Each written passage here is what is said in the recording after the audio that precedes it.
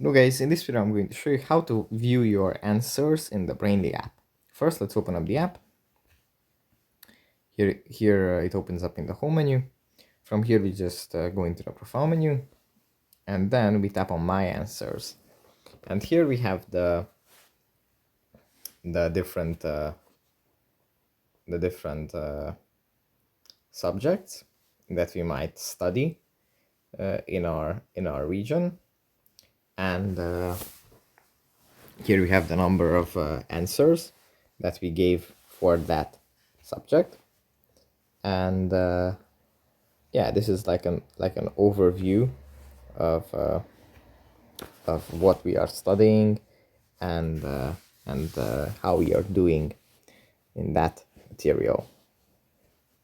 So yeah, I guess that's pretty much it for this video. I hope it was helpful for you guys, and see you in the next one. Bye.